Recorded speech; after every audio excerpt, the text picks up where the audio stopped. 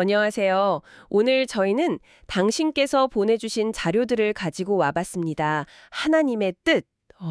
참 흥미로우면서도 깊은 주제인데요. 네, 그렇죠. 성경의 네 가지 다른 본문, 그러니까 열왕기상 21장, 데살로니가전서 4장, 다니엘 3장, 그리고 시편 107편, 이 본문들을 통해서 하나님의 뜻이 좀 다양한 상황 속에서 어떻게 나타나는지 그걸 살펴보려고 합니다. 네, 아주 흥미로운 접근입니다. 살다 보면 아시겠지만 정말 예측 불가능한 순간들이 많잖아요. 그럼요. 네. 근데 이 자료들은 그런 불확실함 속에서도 하나님께는 우리를 향한 어떤 분명한 계획 그리고 선한 뜻이 있다 이런 관점을 제시하고 있거든요. 맞습니다. 그게 참 위안이 되죠. 네.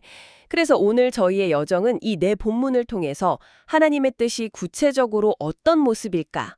특히 이제 겸비함, 거룩함, 고난, 그리고 건지심 이 네 가지 키워드를 중심으로 좀 더 생생하게 이해해보는데 목표를 두고 있습니다. 네. 각기 다른 시대의 또 다른 인물들의 이야기인데 하나님의 뜻이라는 하나의 실로 이걸 꿰어낸다는 게 참 인상 깊어요. 뭐랄까 악명 높은 왕의 이야기부터 아합 왕이요? 네. 그리고 공동체를 향한 사도의 권면, 또 절체절명의 위기 속에서 믿음을 시험받는 이야기, 고통 속에서 드리는 찬양까지 이 네 장면을 통해서 이 하나님의 뜻이라는 개념이 얼마나 다층적이고 또 우리 삶과 얼마나 밀접하게 연결될 수 있는지 좀 발견하는 시간이 될 것 같습니다. 맞아요. 하나님의 뜻이라고 하면 가끔은 너무 좀 거창하거나 추상적으로 느껴질 때도 있는데 이 자료들은 굉장히 구체적인 삶의 이야기 속에서 그 의미를 찾아가도록 안내하는 것 같아요. 네, 바로 그 점이 좋은 것 같습니다. 자, 그럼 첫 번째 이야기. 열왕기상 21장. 여기에 나오는 아합 왕의 사례를 통해서 겸비함과 하나님의 뜻이 어떻게 만나는지 여기서부터 시작해 볼까요? 네, 좋습니다. 열왕기상 21장은 뭐랄까 정말 드라마틱하죠. 아합 왕이 그 이세벨과 짜고 무고한 나봇의 포도원을 탐내서 결국 그를 죽이기까지 하잖아요. 정말 악한 행동이죠. 네. 근데 이에 대해서 엘리야 선지자가 딱 나타나서 하나님의 아주 준엄한 심판을 선포합니다. 여기까지는 뭐 예상 가능한 전개인데 그렇죠. 여기서 정말 뜻밖의 상황이 펼쳐지죠. 바로 아합의 반응입니다. 그 악한 왕 잃었는데도 불구하고 엘리야의 심판 선고를 딱 듣고는 성경 기록을 보면 그의 옷을 찢고 굵은 배로 몸을 동이고 금식하고 굵은 배에 누우며 또 풀이 죽어 다녔다. 완전히 그냥 겉모습만 보면 네, 겉으로 드러난 행동만 보면 아주 처절하게 회개하는 모습이죠. 그리고 하나님께서 이 모습을 주목하십니다. 네, 그 부분이 정말 놀라운데요. 하나님께서 엘리야에게 아합이 내 앞에서 겸비함을 보느냐? 이렇게 물으시면서 그가 내 앞에서 겸비함으로 내가 재앙을 저의 시대에는 내리지 않겠다. 그 아들의 시대에야 내리겠다. 이렇게 말씀하시는 거잖아요. 맞습니다. 이게 그러니까 아합의 진심이 뭐 어땠는지는 우리가 다 알 수 없지만 어쨌든 그가 보인 그 겸비함이라는 태도 자체에 하나님께서 반응하셨다는 거잖아요. 그렇습니다. 이 자료가 강조하는 핵심이 바로 그거예요. 아합의 겸비함이 뭐 그의 삶 전체를 바꾼 완전한 회개였는지 이건 좀 논란의 여지가 있을 수 있어요. 하지만 중요한 건 하나님께서 그 순간의 겸손한 태도를 보시고 심판의 시기를 늦추셨다는 그 사실입니다. 그 사실 자체군요. 왜? 이건 하나님의 뜻이 어떤 고정불변에 딱 정해진 것만이 아니라 때로는 우리의 태도, 특히 하나님 앞에서 자신을 낮추는 이 겸비함에 따라서 좀 유연하게 조정일 수도 있다는 걸 보여주는 거죠. 그렇군요. 당신께서 만약 하나님의 뜻을 알고 따르기를 원한다면 이 자료는 가장 먼저 당신의 마음 상태, 그러니까 교만 대신 겸손을 갖추는 것이 출발점이라는 걸 보여주는 셈이죠. 어쩌면 하나님의 뜻을 가로막는 가장 큰 장애물이 바로 우리 안에 교만일 수도 있다. 이런 메시지이기도 하고요. 와, 흥미로운 관점이네요. 하나님의 뜻이 우리의 태도에 반응한다. 그렇다면 다음 자료 데살로니가전서 4장은 하나님의 뜻을 또 다른 각도에서 보여주는 것 같습니다. 여기서는 좀 더 직접적으로 이것이 하나님의 뜻이다 이렇게 선언하는 부분이 나오죠. 네, 맞아요. 네, 바울 사도가 데살로니가 교회 성도들에게 보내는 편지인데 3절에 아주 명확하게 나오죠. 하나님의 뜻은 이것이니 너희의 거룩함이라. 곧 음란해버리고 여기서 거룩함이라는 단어가 이제 핵심 키워드로 등장을 하는데요. 이게 단순히 뭐 특정 죄를 피하는 그런 소극적인 의미를 넘어서는 것 같아요. 맞습니다. 자료는 이 거룩함을 단순히 뭐 성적인 죄를 피한다 이걸 넘어서서요. 하나님을 닮아가는 삶의 총체적인 방향성, 이걸로 설명을 해요. 아, 삶의 방향성? 네. 예를 들면 서로 사랑하고 또 자기 일에 힘쓰고 다른 사람에게 패기치지 않고 이런 일상생활의 모든 영역에서 세상의 방식과는 좀 구별되는 삶을 사는 것. 그것이 바로 하나님께서 우리에게 바라시는 뜻이라는 거죠. 그러니까 하나님의 뜻이라는 게 어떤 특별한 사건이나 선택의 순간에만 딱 적용되는 게 아니라 매일의 삶 속에서 우리가 어떤 가치를 추구하며 살아가느냐? 우리의 존재 방식 자체하고 깊이 연결되어 있다는 거군요. 정확합니다. 세상의 어떤 흐름이나 문화적인 압력 같은 것에 그냥 휩쓸리지 않고 의식적으로 하나님의 성품을 반영하는 삶을 선택하는 것. 이 자료에 따르면 이것이 하나님의 뜻을 이루는 아주 중요한 측면이라는 겁니다. 이 거룩함은 당신의 영적인 성숙을 이끌 뿐 아니라 하나님과의 관계를 더욱 친밀하게 만드는 통로가 되기도 하고요. 결국에는 당신의 삶 자체가 하나님의 기쁨이 되는 것. 그것이 데살로니가전서 4장에 보여주는 하나님의 뜻의 한 단면이라고 할 수 있습니다. 하나님의 뜻을 안다는 것은 곧 어떻게 살아야 하는지를 아는 것과 연결되는 거죠. 와, 그렇군요. 겸비한 태도, 그리고 거룩한 삶의 추구, 하나님의 뜻을 이해하는 두 가지 중요한 열쇠를 살펴봤네요. 이제 세 번째 자료인 다니엘 3장으로 한번 넘어가 볼까요?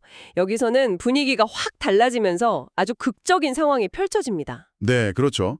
다니엘의 세 친구 이야기죠. 네, 사드락, 메삭, 아벳느고 이 세 사람의 이야기인데요. 바벨론의 느부갓네살 왕이 거대한 금 신상을 만들어 놓고 모든 백성에게 절하라고 명령하는데 이 세 사람은 우리는 유일하신 하나님 외에는 절할 수 없다 이러면서 왕의 명령을 거부하잖아요. 네, 목숨을 건 거부였죠. 그 대가가 정말 끔찍했죠. 평소보다 7배나 더 뜨겁게 달군 그 풀무불에 던져지는 형벌이었으니까요. 정말 죽음이 눈앞에 닥친 절체절명의 위기 상황이었습니다. 그런데 이 친구들이 조금도 흔들리지가 않아요. 맞아요. 그 대답이 정말 유명하잖아요. 그렇죠. 왕이여 우리가 섬기는 하나님이 계시다면 우리를 맹렬히 타는 풀무불 가운데에서 능히 건져내시겠고 왕의 손에서도 건져내시리이다. 여기까지는 믿음을 보여주는데 그 다음이 더 대단하죠. 그렇게 하지 아니하실지라도 왕이여 우리가 왕의 신들을 섬기지도 아니하고 왕이 세우신 금신상에게 절하지도 아니할 줄 아옵소서. 와, 그리 아니하실지라도 이 부분이 참. 네. 하나님이 구해주실 것을 믿지만 설령 그렇지 않다 하더라도 나는 믿음을 지키겠다. 이런 결연한 의지를 보여주는 거죠. 그리고 실제로 하나님께서는 그들을 불 속에서 정말 머리털 하나 상하지 않게 기적적으로 보호해 주셨고요. 근데 여기서 끝나는 게 아니라 이 사건을 목격한 느부갓네살 왕이 오히려 하나님을 찬양하고 이 세 사람의 지위를 더 높여주는 결과로 이어지잖아요. 맞습니다. 성경에도 왕이 드디어 사드락과 메삭과 아벳느고를 바벨론 지방에서 더욱 높이니라 이렇게 기록하고 있죠. 네. 이 이야기가 우리에게 던지는 메시지는 아주 분명합니다. 하나님의 뜻이 때로는 우리가 이해하기 어려운 고난이나 시련의 형태로 다가올 수 있다는 거예요. 아, 고난이요? 네. 세상적인 관점에서는 당연히 피하고 싶은 상황이지만 이 자료는 바로 그 고난의 과정을 통해서 하나님께서 우리를 단련시키시고 또 우리의 믿음을 증명하게 하시고 궁극적으로는 더 큰 영광과 성장을 경험하게 하실 수 있다는 걸 보여줍니다. 중요한 것은 고난 그 자체가 아니라 그 고난 속에서도 하나님의 선하심과 능력을 신뢰하면서 믿음의 선택을 하는 태도라는 거죠. 이 자료에 따르면 때로는 풀무불과 같은 그런 시련이 오히려 당신을 높이시는 하나님의 계획의 일부일 수 있다는 겁니다. 정말 역설적이네요. 고난을 통해서 오히려 높아진다니 세상의 방식과는 완전히 정반대의 관점인 것 같습니다. 그렇죠. 고난 속에서도 하나님의 뜻을 신뢰하는 것. 물론 쉽지는 않겠지만 이 이야기가 참 큰 용기를 주는 것 같아요. 자, 이제 마지막 네 번째 자료, 시편 107편을 살펴보겠습니다. 여기서는 또 어떤 모습의 하나님의 뜻을 발견할 수 있을까요? 네, 시편 107편은 뭐랄까 한편의 파노라마 같아요. 맞아요.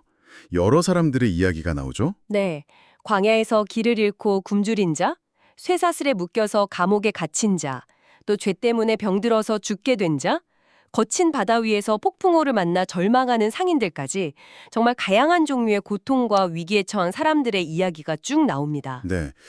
그런데 이 다양한 이야기들 속에서 계속 반복되는 후렴구가 있잖아요. 그게 참 인상 깊어요. 네, 아주 인상적인 반복이죠. 이에 그들이 근심 중에 여호와께 부르짖음에 그들의 고통에서 건지시고 이게 계속 반복돼요. 아, 불을 지졌더니 건지셨다. 네.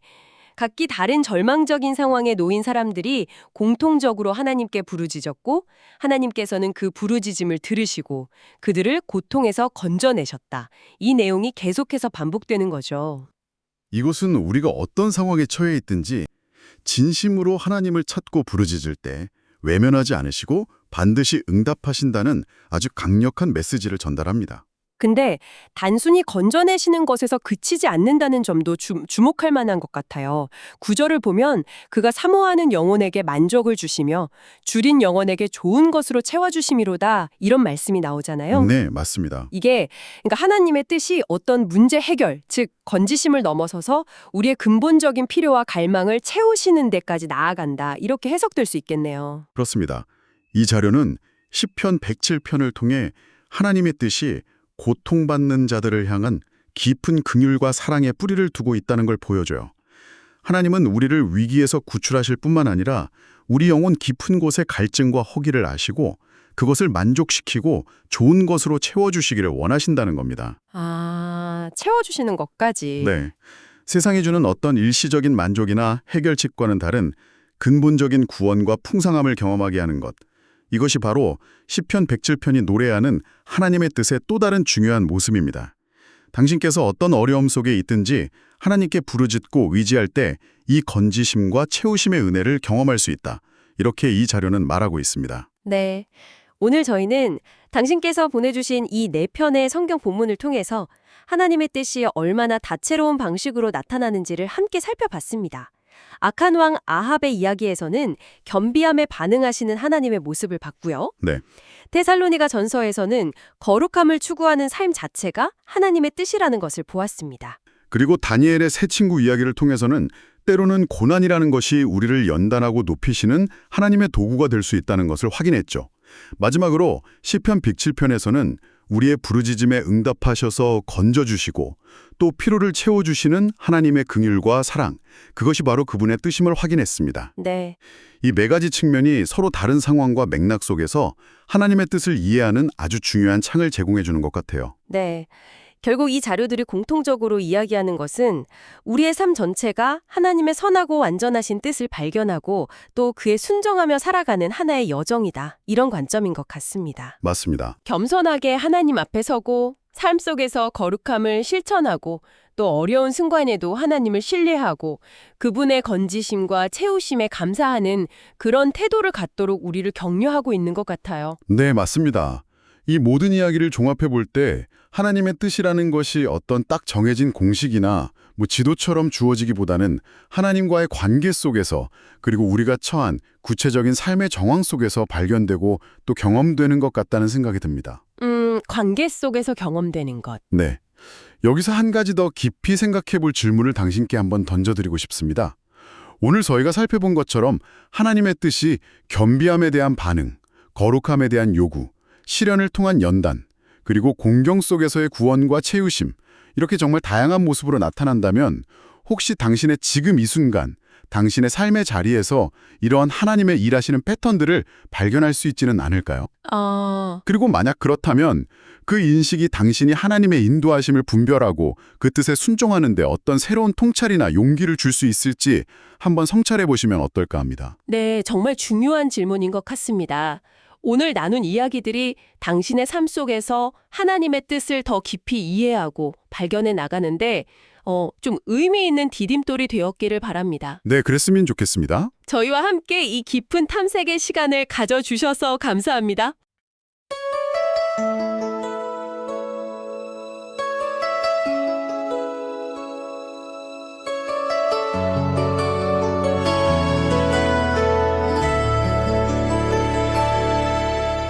극악한 왕 아합의 죄악에도 엘리야의 경고 앞에 겸비할 때 하나님은 심판을 유보하시고 긍휼하심으로 은혜를 베푸셨네. 하나님의 뜻은 거룩함이라 주를 닮아가네. 고난을 통해 높이시는 주님, 나를 건지시고 좋은 것으로 채우시네. 바울은 성도들에게 권면했네. 세상의 음행을 피하라. 주님의 뜻은 거룩함을 추구하는 삶. 나를 구별하여 주님께 드리네. 오, 하나님의 뜻은 거룩함이라. 음란을 버리고 주를 닮아가네. 고난을 통해 높이시는 주님, 나를 건지시고 좋은 것으로 채우시네. 불무불 속에서도 변치 않은 믿음사들아, 메사가 뱀 느고의 고백, 고난의 시험을 통해 주님은 당신의 영광 드러내시고 높이셨네. 오, 하나님의 뜻은 거룩함이라. 음란을 버리고 주를 닮아가네. 고난을 통해 높이시는 주님, 나를 건지시고 좋은 것으로 채우시네. 광야와 갇힌 자, 병든 자의 부르짖음, 주님은 그 고통에서 건지셨네. 사모하는 영혼에게 만족을 주시니 주의 뜻 안에서 풍성함 누리네.